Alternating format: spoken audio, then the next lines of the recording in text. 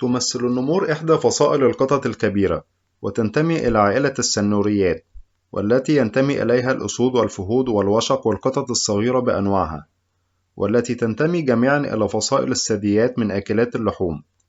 ويمثل النمر ثاني أفراد عائلة السنوريات قوة وضراوة ومهارة في الصيد بعد الأسد ملك الغابة، فهو من أقوى حيوانات الغابة وأكثرها شراسة، ويمكنه أن يتغذى على أي حيوان يصادفه، بما في ذلك الغزلان وأشبال الفهود والقرود والخنازير والطيور الكبيرة والثعابين والبرمائيات والأسماك. ويعيش النمر في أفريقيا جنوب الصحراء الكبرى، وفي أجزاء من شمال وشمال شرق إفريقيا، كما يعيش في أجزاء من آسيا الوسطى والهند إلى الصين ومنشوريا. ويتميز النمر بجسم طويل وأرجل قصيرة نسبيا، ما يجعله أقل سرعة من الفهود، والتي تمتاز بأرجل طويلة نسبيا.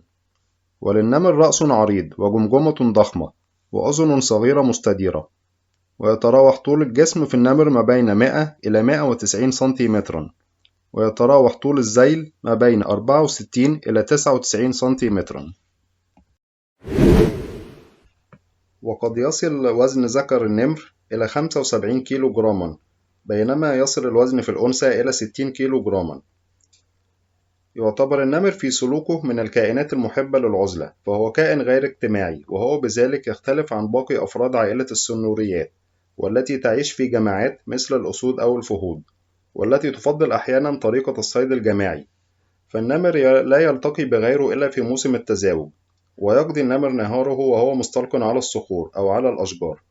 فالنمر من الكائنات الماهرة في القفز والتسلق، وعند شعور النمر بأي تهديد يقوم بمد ظهره والضغط على القفص الصدري لإظهار لوحي الكتف، في حركة أشبه بحركة القطط عند شعورها بالخطر. يستطيع النمر تسلق الأشجار العالية وهو يحمل فريسته، حتى يجعلها في مأمن من المفترسات الأخرى كالأسود والضباع. وتصل سرعة النمر عند الركض إلى 60 كيلومترا في الساعة. كما أنه يمتاز بمهارته في السباحة، وقد يصطاد فرائسه من الماء كالأسماك الضخمة وبعض البرمائيات والزواحف كبيرة الحجم. تلد أنثى النمر عادة ما بين 2 إلى 3 جراء بعد فترة حمل تستمر من 3 إلى 3 أشهر ونصف. أما عن الغذاء وطريقة الصيد، فإن النمر عادة ما ينشط للصيد ليلا، ويمتاز النمر بقوة وحدة الإبصار، حيث يقوم بالتسلل بين الأعشاب وهو منحني على ارتفاع منخفض. ويقوم بمباغتة فريسته، حيث يستطيع بقوة فكيه أن يكسر رقبة فريسته بعضة واحدة.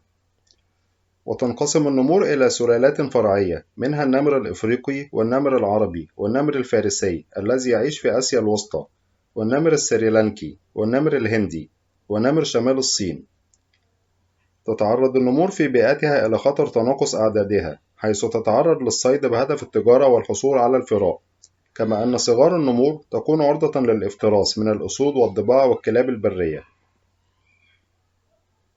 تتنافس النمور في غذائها مع فصائل أخرى من المفترسات مثل الضباع والكلاب البرية، والتي لا ترقى إلى منافسة النمر في شراسته وقوته. وربما لا تجرؤ على مواجهة النمر إلا في بعض الأحيان عندما تكون في جماعات، لذلك لا يعيرها النمر اهتماما كبيرا. وإن كان النمر يقوم بحماية صيده من الفرائس معتمدا على قدرته الهائلة على تسلق الأشجار، بينما يبقى الأسد هو منافسه الأول والذي يتغلب عليه من حيث القوة في كثير من الأحيان، إلا أن النمر عادة ما يتجنب التصادم مع أبناء عمومته من السنوريات الأكبر حجما، وذلك عن طريق خروجه للصيد في أوقات مختلفة، متفاديا لمناطق نفوذ الأسود والمفترسات الأخرى والتي تعيش في جماعات.